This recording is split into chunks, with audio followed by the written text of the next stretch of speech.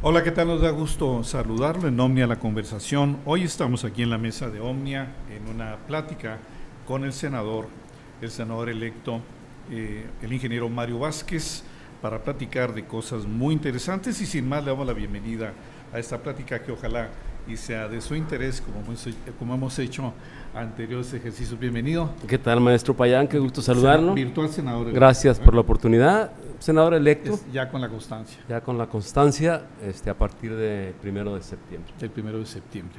¿Qué pasó en la elección? ¿Por qué el Senado se perdió tan abrumadoramente con relación a los otros espacios que se compitieron en el 2 de junio? Es un fenómeno en el que lo federal arrastró mucho el voto hacia, hay que decirlo con toda claridad, hacia Claudia Sheinbaum, y arrastró el voto hacia arriba. No logró tener todos los votos al Senado, los que tuvo ella tuvo cerca de 800,000 votos, si la memoria no me falla. Es un mundo de votos. Es un mundo de votos, creo que es un número muy importante de votos, quizá una elección que yo recuerde así tan contundente fue la de Felipe Calderón. No le esperaban, ¿verdad? No le esperábamos de ese tamaño, por supuesto que no.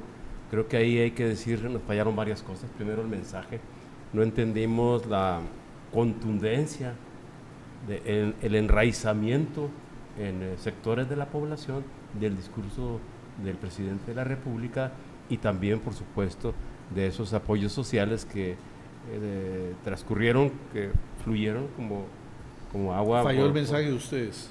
Yo creo que no medimos el tamaño de la contundencia de lo que era y de tal manera pues no tuvimos la capacidad de resolver la situación.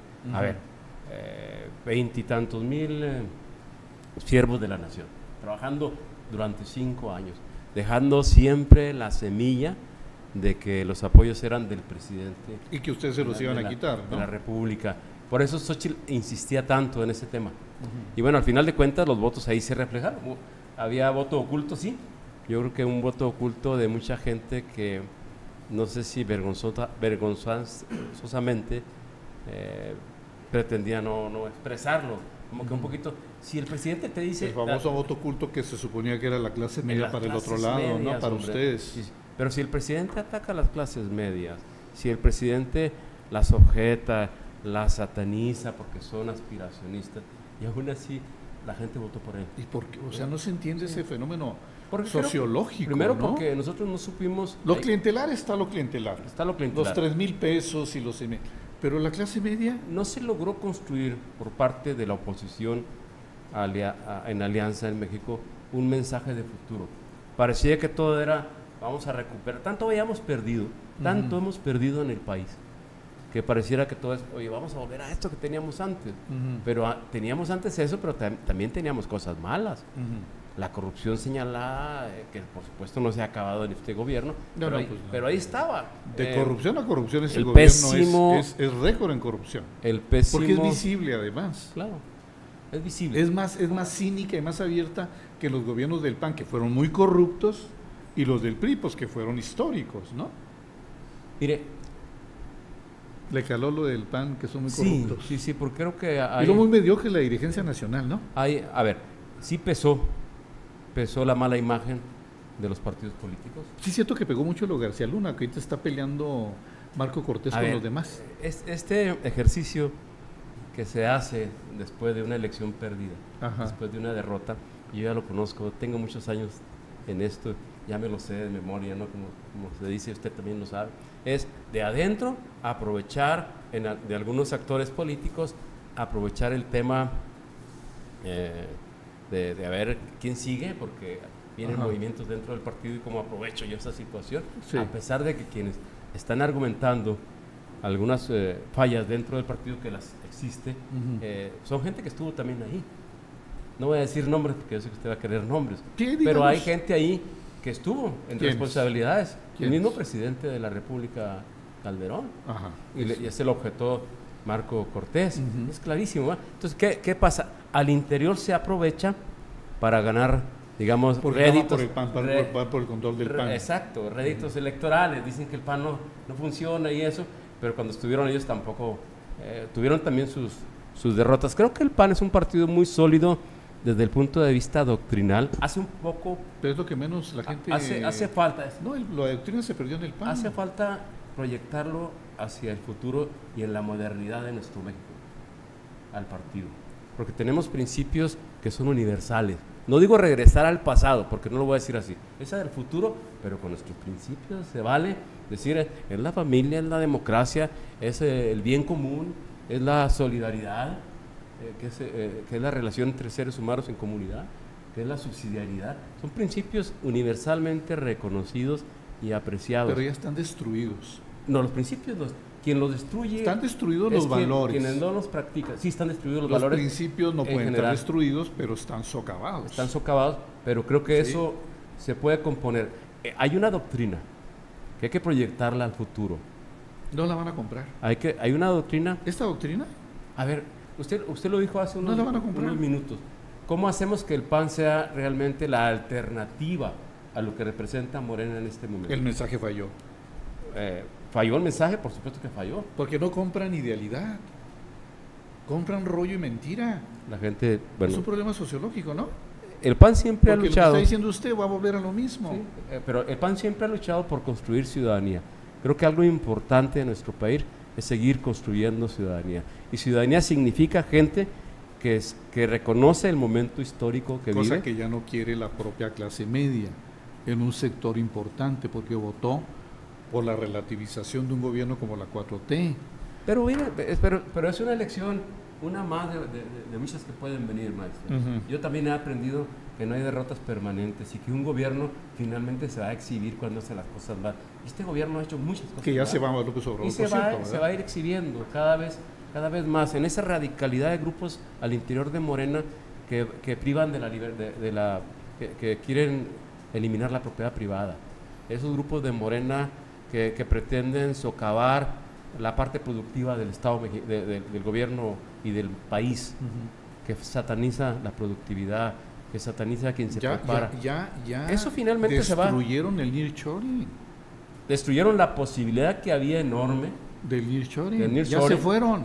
Por supuesto. Le soplaron, lo destruyeron. Como los países del mundo, fíjate, Brasil. No hemos aprovechado la cercanía que tenemos con Estados Unidos. ¿Y por qué no esta gran circunstancia de privilegio que tuvo el país con el nearshoring, que es la relocalización de negocios, más con la guerra China-Estados Unidos, para dejar una cosa histórica en la inversión extranjera y local, por las ocurrencias, la parte férrea, destructiva y negativa de López Obrador y de Morena, simplemente se acabó el nearshoring. Pero además se acaba el nearshoring porque no tenemos ni energía eléctrica, ni agua, ni capacidad en las y apagones por todos lados. Ese es el problema del país. ¿Y por qué la gente, pese a esto, voltó? Bueno, pues habría que hacer un estudio sociológico. Ese es el tema.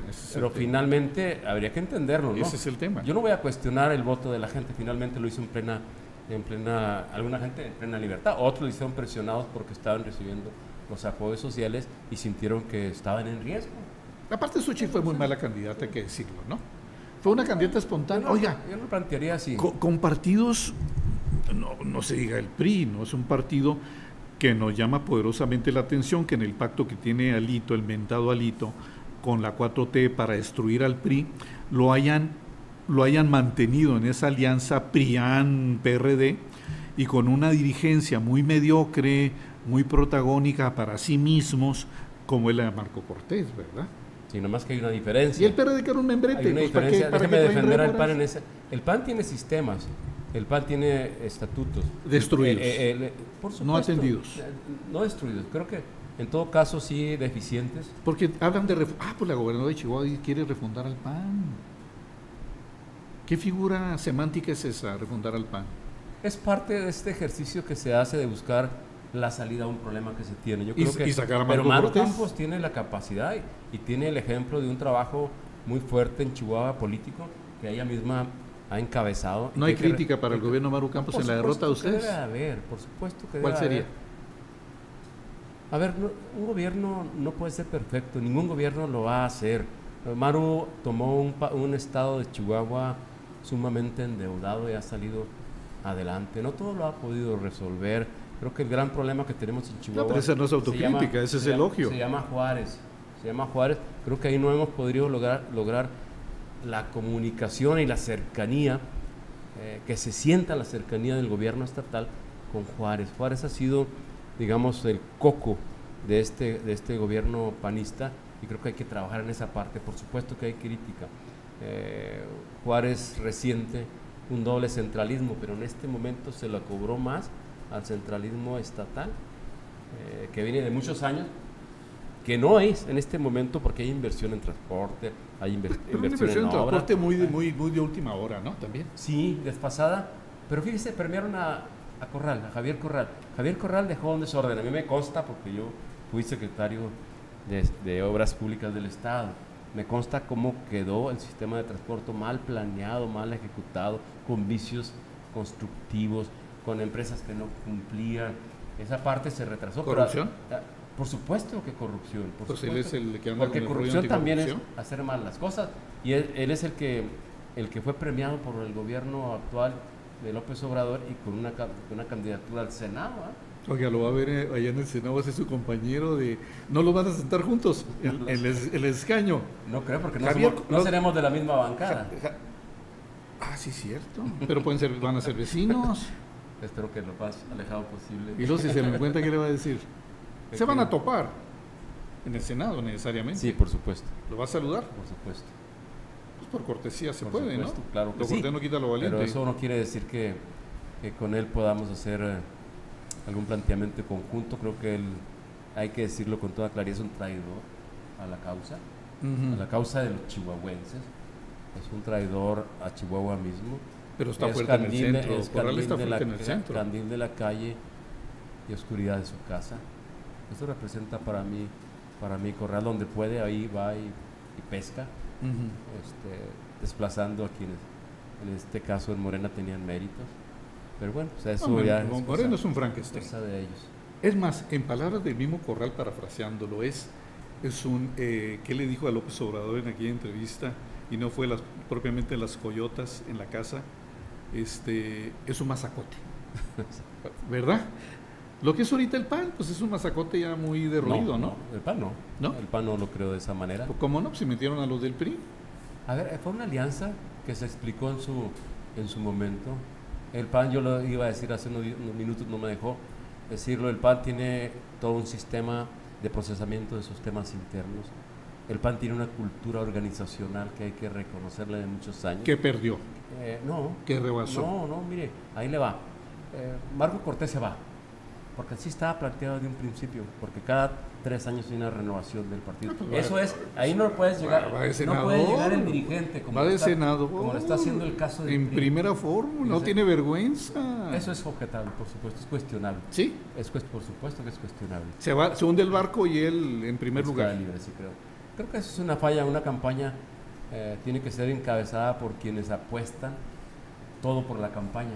Y apostar por una campaña significa yo voy dentro, en ese barco voy yo, y si se hunde, me hundo yo. Y por supuesto que eso sí es un tema. No, pero él no se quiere hundir. Cuestionable por ya parte. aventó el salvavidas. Por parte, no, pues ya no. ¿Sí? Lo ¿Ya aventó se salvó? desde antes, lo aventó desde ¿Se antes. salvó?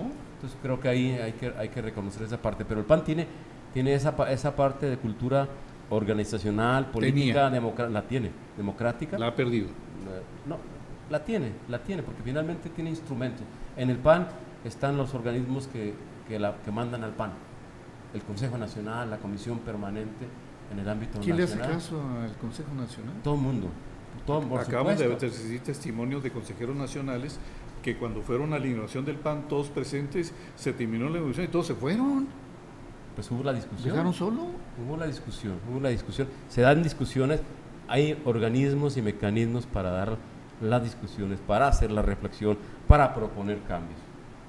Se están dando. Reflexión que no hubo, ¿verdad? Sí, hubo reflexión en el Consejo Nacional, sí hubo reflexión.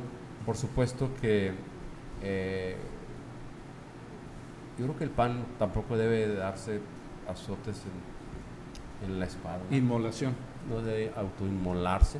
En todo caso, definir qué tiene que hacer para mirar un futuro y seguir siendo una alternativa en el país, porque no pretendemos ser la alternativa, una alternativa de una buena parte de los mexicanos que aquí en Chihuahua se reflejaron en 600,000, poquito menos 590, 594,000 votos en Chihuahua se reflejaron para el Senado, por ejemplo. Hay una representación ahí que retomar de mi parte.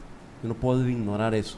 Yo no puedo ignorar que sí hay, que fueron 750 los que tuvo en el Senado Andrea Loera. ¿Cuántos tuvieron? Andrea Chávez. Sí. Andrea Loera Fórmula, sí. 800 y feria, ¿no? No, 750, porque 800 tuvo Claudia, 750. Nosotros tuvimos 600 y 550 obtuvo Xochitl. Esos son los números en general. Ahí hay 600,000 chihuahuenses que merecen ser tomados en cuenta, y eso vamos al Senado. Oye, ¿por qué le hicieron la estrategia de que usted fue el más votado si fue perdedor? No sé quién ayudó? No sé quién la haría. Pues la lamentaron en redes. Sí, pero no fue de mi parte, ni fue una declaración mía. Ni la de Bonilla, que le reclamó a Bonilla ni fue una declaración, tampoco. Por supuesto que ¿Son fake news? No, son fake news. ¿Sí? Son fake news. ¿Quién las aventó? No lo sé y tampoco lo voy a investigar, no me interesa. Finalmente, ¿quién le pone atención a alguien? A mí, pues gracias por ponerme atención, pero tampoco va a estar contestando cada una de las cosas que se hacen. Quizás los yunquis dijeron, pues ya no está en la terna para la gobernatura, usted, ¿no? A ver. ¿O sí está?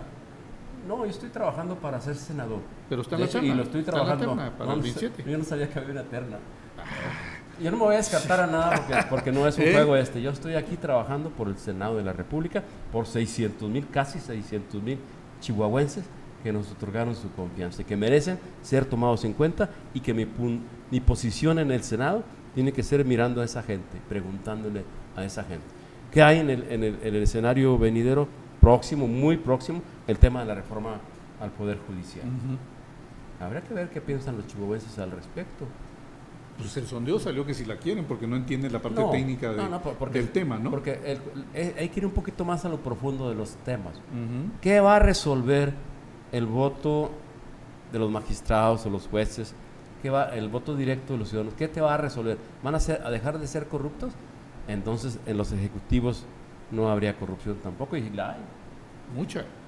Entonces, no tiene que ver con el voto. Creo que si hacemos el análisis de la problemática que sí existe en el Poder Judicial, que la justicia no es ni pronta ni expedita como debe de serlo, que se tardan los juicios años. Y hay mucha corrupción en el Poder Judicial. Pero eso ni siquiera lo retoma la reforma. La reforma va más en el sentido de la Corte, por ejemplo, el pleito que existe entre el presidente y la Corte. Es para controlar ya todos los poderes. Sí, para no tener contrapeso. Sí. Y para cualquier decisión que toma el Ejecutivo no sea cuestionada. Claro. Y si el Ejecutivo dice esto es. Eso es lo que ellos quieren. No pretenden arreglar nada.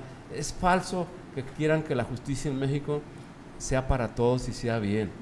Porque ni siquiera está dentro del análisis que se está haciendo actualmente las 20 propuestas que ellos tienen para reformas, y en el tema de justicia o del Poder Judicial no están esos temas. No están las fiscalías estatales, no están el Poder Judicial estatal, que es donde se dirime el 80% de los temas. No están los tribunales laborales, no están los tribunales administrativos. Falta mucho. El sistema de justicia en México es todo un entramado, complejo.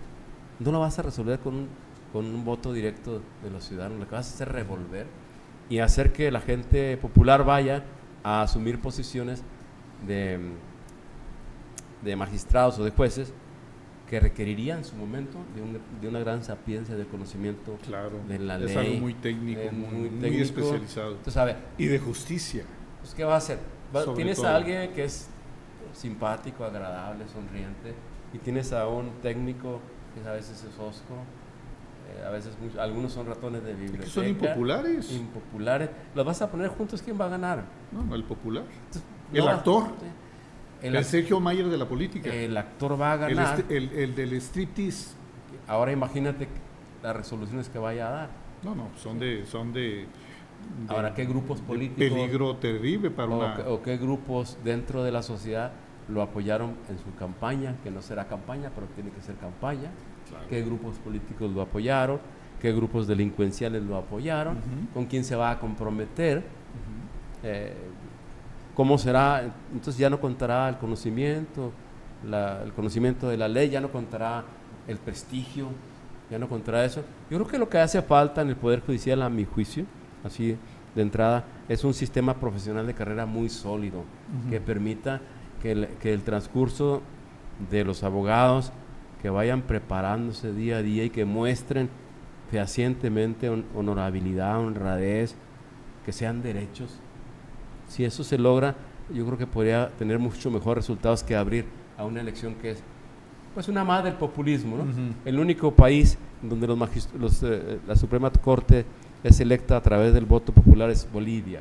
Sí, pero y los últimos mediciones y resultados en Bolivia es un retroceso enorme. Esa es la intención de Evo Morales para asumir también el poder completo del país en su pretensión de reelección, que bueno que se le cayó al final de cuentas, pero eso es como el librito de la política de esta izquierda, si se le puede llamar izquierda, populista, que le importa más el poder que el país, que le importa más el poder que los pobres, aunque parezca lo contrario. No, les importa el poder. Es una gran pantalla para, al final de cuentas, el tipo vivir en un palacio, ¿sí?, lleno de lujos, y lo demás una pobreza como la de los Cuba. Los hijos viviendo uno estudiando en Londres, otro viviendo acá en Houston, como ricos sin haber trabajado jamás en su vida. ¿Quién dice que el socialismo no genera ricos o riqueza? Claro. Está clarísimo. Pero no solamente en México, pues lo vive la familia de Maduro en Venezuela, pues los mismos descendientes. El meme del hijo de Maduro en Mónaco con un Ferrari. Los descendientes de, oro, ¿no?, de Fidel en Cuba. Fidel Castro. O sea, el pueblo pobre es la bandera. Pero ellos no quieren vivir como pobres, ni no lo hacen, viven en palacios, claro. Viven con 200 pesos en la cartera, pero gastando a lo que sea, ¿no? Lo que nos ha costado que tengamos a López Obrador de inquilino en el Palacio Nacional, además de que cerró las puertas de un edificio del poder en México que era tan visitado por propios y extraños, es turismo, que se acabó porque López Obrador invadió Palacio Nacional y cerró las puertas de Palacio. Para él ha de ser muy chido, ¿no? Hasta para los propios, ¿no? Sí. Hijo, ojalá Claudio Sheinbaum y de teoría no se hayan volado los... Entonces, maestro, vamos al Senado a eso. Y todo un robadero ahí. Hacer la voz, el portavoz de los chihuahuenses que nos dieron su voto. Ya estamos haciendo un trabajo, un estudio profundo respecto también de otro tema que a mí me preocupa. Este tema de que México está funcionando como un imperio. El nombre de imperio... La presidencia imperial. El concepto de imperio es que el centro del imperio se enriquece con la periferia. Con todos los recursos que genera la periferia, el centro es el receptáculo. Por eso hay grandes palacios, por eso hay grandes construcciones, por eso hay gran desarrollo. Vaya usted a Tabasco en este momento. Si usted revisa los números de crecimiento económico del país, el PIB en estos 6 años de López Obrador creció 0.8% en promedio. El último año creció 3.2%, pero si tú promedias los 6 años, será del orden de no llega a 1% el crecimiento del PIB. Per cápita el crecimiento decreció, fue menor. Es decir, cada mexicano hoy tiene menos recursos que cuando llegó López Obrador. Pero el crecimiento en Tabasco es de 34%. Prácticamente ningún país del mundo tiene un crecimiento de ese orden, 34% de crecimiento. Pues le metieron todo el billete, ¿no? Le metieron todo el billete. Pues el feudo de López Obrador. Es el feudo, esa es Tren Maya. La capital de moda del imperio Obrador. Y fíjense lo que es la gente. Ese es el gran problema que tenemos que trabajar ahorita. Ahorita me permite terminar el tema. Sin menospreciar ni discriminar la conducta del individuo, que es tan respetada y tan reconocida cada quien en lo que es la condición de su vida, pero dice un analista muy puntual, sin discriminar, sino hablando de competencias, capacidades y trayectoria. El gobernador electo de Tabasco es un mecánico que no terminó la secundaria, pero era amigo de López Obrador. Amigo de él. Díganos usted qué capacidad va a tener para gobernar un estado sin discriminar ni menospreciar, sino hablando de capacidades, que en el gobierno de López Obrador pero la capacidad no importa. El presidente va a estar importa la lealtad, que tampoco también es relativa, ¿no? Va a estar en la chingada, ¿no? En su rancho. No se va a ir. No se va a ir. No se va a ir. Ya dijo él en las mañaneras, yo voy a estar aquí y si se pone la cosa como se ponga, aquí voy a estar. O sea, es un tipo muy mentiroso.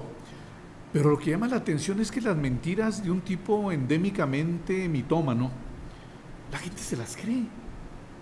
O sea, ¿en qué clase de sociedad tenemos? Usted dio un punto clave. Hay que analizar el fenómeno sociológico. Sí. Porque si usted sale a la calle y no le garantiza la mínima seguridad, hay un evidente problema gravísimo de Estado, de institución y de gobernabilidad, ¿no? Que ahorita ya no se toca para nada. Si usted tiene un problema ahora que están atacando la economía por dichos enfermizos del presidente, una reforma del Poder Judicial, y los inversionistas dicen, espérame, no te puedo dar mi dinero porque no me garantizas el Estado de Derecho. ¿Cómo voy a meter dinero al malo? Es tan sencillo como este marco básico. Entonces, pues nos vamos ya destruyeron el nearshoring y la gente dice, pues ¿qué es el nearshoring? Pues es el ingreso con el cual vamos a vivir a superar la economía del país. Hay un entorno global que debe ser respetado porque los inversionistas en el mundo lo primero que buscan es certidumbre de su inversión. Y si hay hay tribunales o poder judicial que se va a inclinar frente al Ejecutivo, pues está en riesgo. Y frente a un Ejecutivo como el que actualmente ¿por qué no le han hecho ruido a Tesla? Que ya no se va a poner con los payasos que gobiernan Nuevo León. Samuel García y la señora. Porque son un par de payasos. Por la inconsistencia. Dicen los regios, no nosotros. Por la inconsistencia los fosfos y esas de los gobiernos, tanto federal como el de... Usted no viene como el de azules. No, menos mal. Oiga, pero déjeme terminar el tema del imperio mexicano, donde ¿qué tanto está el centralismo corroyendo a la federación en México? Que tienen esa capacidad y esa posibilidad de asignar recursos tan discrecionalmente como lo están haciendo actualmente, como lo hicieron con las obras del Tren Maya y la refinería y todo eso. O sea, ¿cómo es posible que en México, un país federal, esté siendo utilizado de esa manera centralizadamente? El centralismo ha sido un problema de México de todo el tiempo. Desde el 1827. Pero ahorita es el centralismo en decisiones políticas y en uso de los recursos que generamos todos. El hiperpresidencialismo. Hay injusticia en eso. La justicia fiscal y de distribución de los impuestos en este país tiene que ser un tema a tratarse. No podemos seguir igual. Tenemos que hacer que haya zonas especiales para atender a estados que requieren del impulso para poder crecer, pero también tiene que haber una correspondencia entre la gente que trabaja en Chihuahua y lo que recibe Chihuahua a cambio de participaciones, transferencias. Hay una inequidad terrible, visible. Terrible, que deja a Chihuahua en muy mala posición frente a la federación. Entonces sí tenemos que buscarle, lo hemos estado planteando como la quinta convención fiscal. Estamos trabajando en toda esta parte de investigación, de datos que nos permitan formularla. Tenemos que poner el dedo en la llaga, porque incluso esto... De poco va a servir. Claro. Van a gritar en el desierto. Nada más que es un tema. Van a ser contestatarios ustedes en la oposición. La posición porque que tengamos no les van a hacer caso. La vamos a jugar, pero siempre con argumentos, con razones, con los datos. Los argumentos son los que menos se escuchan. Con datos. Y finalmente... ¿A poco usted no se decepciona de que todo el rollo que aventó en campaña no se lo compraron? ¿Y a poco usted no cree que estados de la República, que incluso gobierne Morena, no sientan el centralismo? Con López Obrador nadie se le reveló. No va a pasar igual con Claudia Sheinbaum. No va a pasar igual porque a López Obrador no se le revelaba a nadie. Pero era demandarle los recursos a través de participaciones federales y regrésamelos porque los necesito acá, a gobiernos emanados del propio Morena. De ese tamaño es el centralismo. Si no tienen dinero para invertir en sus estados. No están invirtiendo en sus estados. Porque está chupando todo. ¿Qué está chupando todo? Entre los programas sociales mal planeados, y las megaobras. Las megaobras y la corrupción. Y los hijos. Y la familia. Eso es lo que está afectando la familia presidencial. Les dio para 6 años, maestro. Y entregan un país quebrado. Si logramos conservar la democracia en el país, no les va a dar para más. Es todo un reto conservar la esencia democrática de México, que está en riesgo, porque es obvio, ya lo sabemos, tienen el poder legislativo, están a punto de tener el poder, la Cámara de Senadores, lo tienen, las 2/3 partes pues, la tienen en la Cámara de Diputados y están a punto de tenerla en la Cámara de Senadores. Claro que todavía hay un pleito por dirimir en cómo se asignan las diputaciones de representación proporcional. Ustedes ya saben el tema en donde el verde, bueno, están haciendo un juego que antes se hacía aquí en Chihuahua, yo lo recuerdo. El palero, el verde. Sí, el palero. O incluso en la Ciudad de México, donde diputados electos por Morena renuncian a Morena para irse al verde y apoyar. Para irse a los partidos paleros y decir, no, Morena no tuvo 22 escaños en México DF, tuvo 15. Entonces, si tuvo 15, puede tener 9 pluris. Están manipulando las reglas a su antojo. A su antojo. Es una prostitución inédita de la política. Prostituyendo los esquemas de representación política en México. Al final de cuentas, lo que un partido político obtiene en votos debería de corresponder al porcentaje que tiene en la Cámara. Si un partido político como el PAN, por ejemplo en Chihuahua, que obtuvo 30 y tantos % de los votos, ese 30 y tantos % tiene que estar representado en 30 y tantos % de las curules en el Congreso local. A nivel nacional igual, el porcentaje que tuvo el PAN de votos tiene que estar reflejados en curules, porque a final de cuentas, en la suma de diputaciones o de representaciones proporcional y directa, en la suma de los dos, tiene que lograrse la correspondencia entre porcentajes, entre porcentaje de votos y porcentaje de curules. Y eso no se está dando en este momento. Ya están trabajándose al interior del partido, y entiendo que también en el PRI y también en MC, mecanismos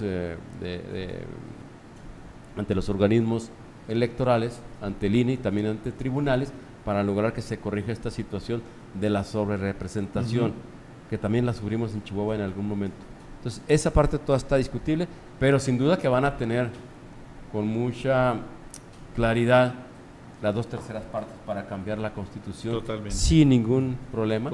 Por lo menos si en no la Cámara están los paleros también ahí, ¿no? Yo no sé qué va a pasar. ¿Qué va a pasar en MC? El Senado podría constituirse en el dique para evitar que se dé, pero solamente necesitan 3 senadores. Si los senadores que emergen del PAN, del PRI, del PRD y de MC se sostienen, no pasa. Si les salen agallas, va a haber un billete. Si les salen agallas y ponen por encima el interés del país, estamos de alguna manera, podríamos contener ahí algunas definiciones que se den en el Congreso para lograr que este país no se nos vaya. No, ya se acabó. El PRI, Alito, va a vender, MC es un mercenario y el otro pues está peor. Esa es la realidad del país. Vamos a hacer una pausa en esta primera parte de la entrega de la conversación con el senador electo Mario Vázquez y regresamos a la segunda parte. Vamos a hablar del esquema interno, la política, lo que viene por delante y más en esta plática.